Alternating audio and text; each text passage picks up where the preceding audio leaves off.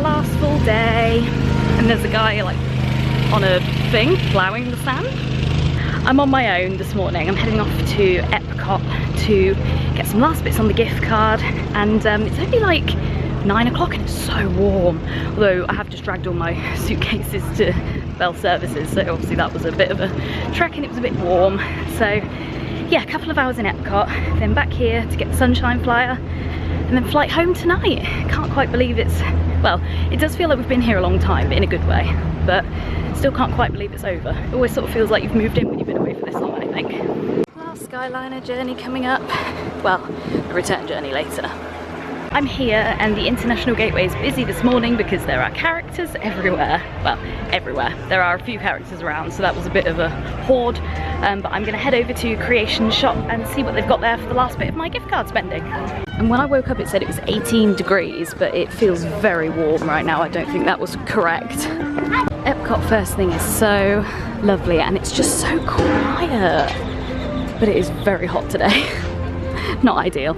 I'm gonna have one last duck into port of entry and see if they've got any Spirit jerseys, but to be honest, I think that ship well and truly sailed probably before we even got here, but no harm in looking. Nope, obviously it was not meant to be, but there we go.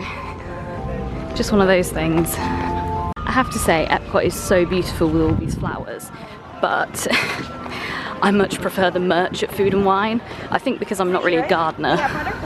Fun fact, they have these humongous fitting rooms in Creation Shop, so these are definitely accessible.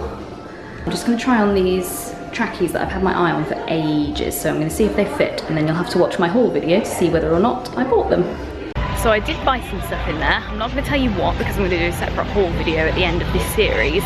But I'm now heading into World Showcase because I've still got $23.50 left to spend. So I think I'm going to have a look at the cases of treats as we go around. I'm thinking I might buy something from Norway or maybe a couple of bits, and then yeah, just see what takes my fancy. I've not been into the Mexico pavilion this whole trip, but to be honest, I'm kind of okay with that.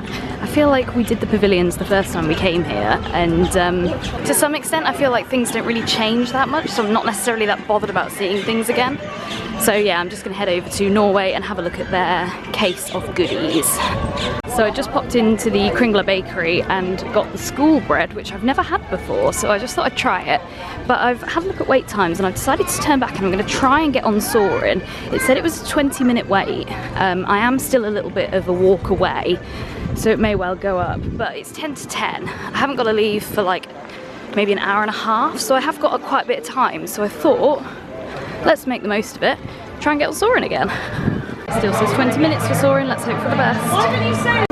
So I just got off Soarin, which is over there. I'm now just sat in the seating area downstairs, looking at the lands over there. And I'm eating a school bread, and it's really good. This on top is all like desiccated coconut, and yeah, it's just really tasty, would definitely recommend. That is how you know it's a busy day at Epcot. 25 minutes for living with the land. I am heading out. I've got a little bit of money left to spend on my gift card, and then I'm gonna head back to the hotel and meet Natalie. It's definitely starting to get busier here at Epcot. I think it's about 11:15 now. It's Figment. And yeah, I've got about $10 left to spend. What am I going to spend it on? That is the question. I'm thinking I might pop into the UK shop on the way out, even if I just get like, I don't know, a dairy milk or something that's probably going to be like $4. I don't know if it's because I'm in dark clothes, but I'm really feeling it today. Very warm. Just heading past Canada, and then as I said, I'm going to pop into the UK shop and just see if there's anything there that I want to buy. If not, I might go into the shop at Caribbean Beach and just see if I can get some chocolate or something. Did my final purchase in the UK pavilion. I asked there were these two women in front of me at the till and they were doing really horrendous English accents. And I said to the lady behind the till, do you often hear people doing terrible English accents? And she said, yes. And I said, I hope you find it funny rather than annoying. And I think she did, so that was fine. So she said, we've got a whole $1.42 left on the gift card to spend. And I don't think it's possible to spend that on something, to be honest. So I'm just gonna head back now, enjoy some aircon, get the bags and get ready to leave. But I am gonna stop into World Traveller, because why not? And that is it. Final park, final day. So goodbye Epcot, Goodbye Walt Disney World, almost. Got about an hour and a half before our Sunshine Flyer gets here. And then that is it, back to reality. I'm gonna miss this guy. I wish I could get the Skyliner to work. Final Skyliner trip and I'm on my own. Although I am in a wrapped one. Can you see there's Nemo? Or, oh no, that's Nemo's dad, whose name I've forgotten, and Nemo's over there. So yeah, goodbye Epcot, goodbye Walt Disney World. Like I said, whenever I go on holiday for 2 weeks, I sort of feel like I'm just never going back to normal life. And then once I get back, it feels like I was never gone. So, does anybody else get that? Leave me a comment and let me know.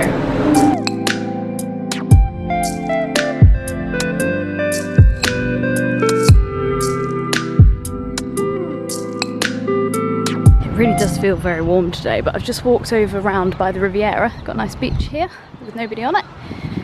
And then we've got the, I can't remember what it's called, this little waterway that goes all the way through Caribbean Beach, obviously Skyliner in the background.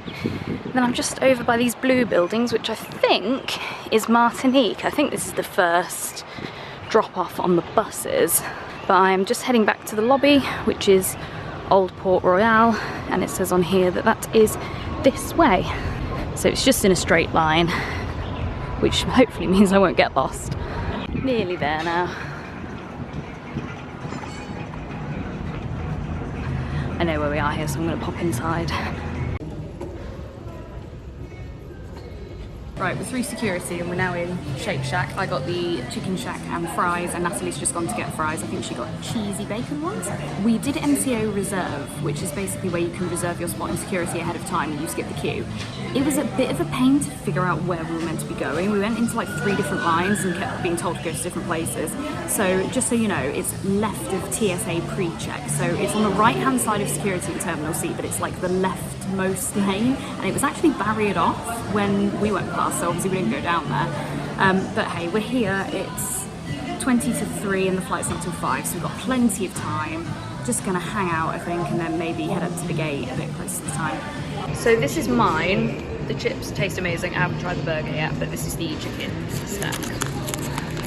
We're at the gate. Terminal C is lovely, isn't it? Miles away from everything else. We've got USBs, we've got wireless charging, we've got little cup holders individually. It's great. This is obviously the joys of having a terminal that's actually built in like modern times. So yeah, it's 3:30. We've got an hour and a half till we fly, so hopefully we'll be boarded in the next half an hour to an hour. And yes, nice and peaceful, just enjoying it. We've decided not to sit next to anybody else. That's what we like. There's a lot of people up there. Oh, are there? Yeah. That's fine. We'll be called first anyway, or second anyway, because we're World Traveller Plus, Premium Economy.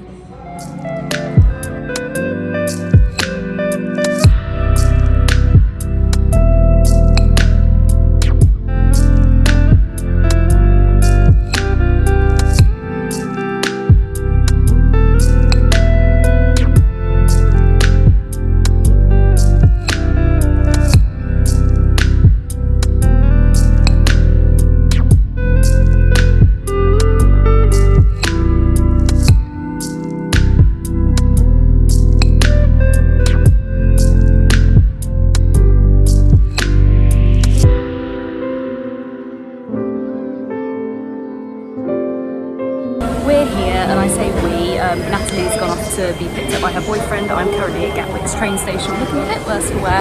It's about 7:10 in the morning and I'm hoping to be home by about 11, possibly before. So yeah, it's been a really lovely trip. It's really nice to be back though and be outside and get some cold air. Hello, it's technically still travel day because it's still the day that our flight landed, but it's now 4 o'clock.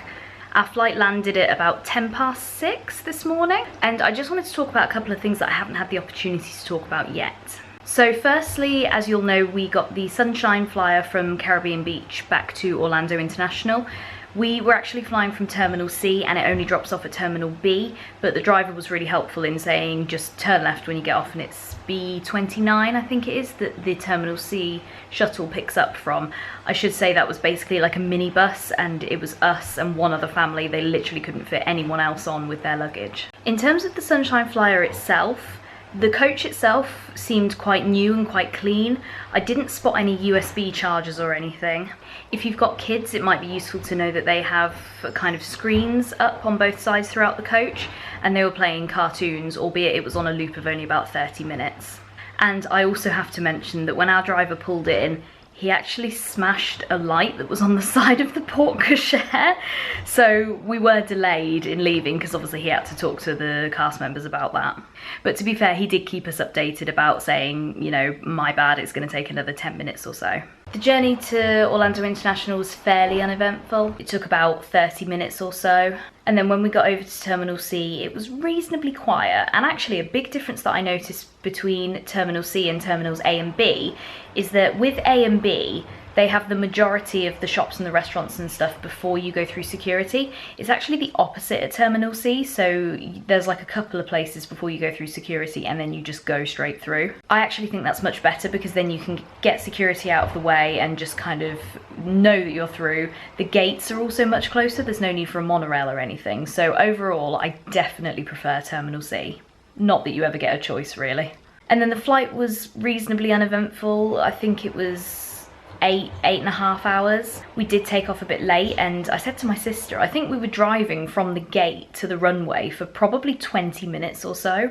Again, I don't know if that's a Terminal C thing and if all the planes are just using the same runways or if we were caught up in a queue or what, but I watched pretty much a whole episode of something on Netflix before we even took off. I did sleep a little bit on the plane, but I don't think it was any more than 2 hours, and it was kind of on and off as well. And I also just wanted to mention in terms of the food on BA, I think Natalie and I both preferred the food on Virgin Atlantic, especially Natalie's gluten-free food. Some of it, there was just no effort put in. Like for the breakfast this morning, I got a bagel that had turkey, egg and cheese on it, which was like hot. And she got literally packaged bread, jam, and I think that might have been it.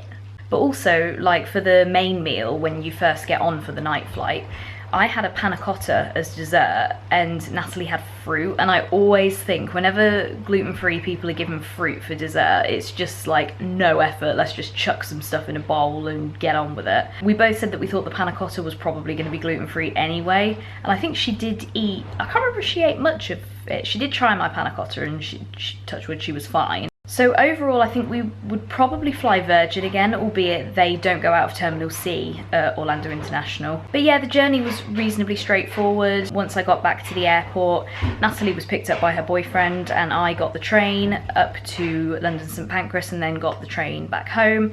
And then an Uber from the train station to my house, but I managed to get in just after 10:30, and that was actually after like a 40-minute delay at London because I got an off-peak train ticket back up here, which meant that I couldn't leave London until 9 o'clock when I got there at about 8:10, but it was fine. I just got a Costa and kind of sat there. And then when I got home, I just had a shower, I had a couple of hours sleep. I've just finished unpacking, and I guess that's it. I've had a load of washing on and hung all that up now. I've got a second load in now, and yeah, I'm just gonna, oh, that's the washing machine. So yeah, I'm just gonna get all the footage off the camera now and start trying to sort it out right ahead of editing these vlogs. I'm also going to do a separate haul video, and by the time you see this, it should be up next week. So if you want to see that, make sure you press subscribe so that you're notified as soon as it goes up. Thank you so much if you followed along from the beginning. It really does mean a lot, and I really hope that our joy and, you know, how much fun we had really did come across. Whether you're looking to book your first trip, or if you're just looking for a bit of magic, or if you're returning soon, then I really hope that you found these vlogs enjoyable and also hopefully a little bit helpful as well. If you do have any questions, please leave them in the comments, and even if I don't respond, hopefully somebody else watching this will be able to answer your question. I know I've been doing a lot of travel content recently, but at the time of filming, so the day that we've come back, I actually don't have any more travel planned. However, I am hoping to go away later this year with my other half, and we are hopefully looking at somewhere hot again. We're thinking maybe safari or beach. So again, if you've got any suggestions as to where you think we should go, then leave those in the comments. And as soon as something's booked, obviously I will let you all know. As always, thank you so much for watching, and I will see you in the next one. Bye!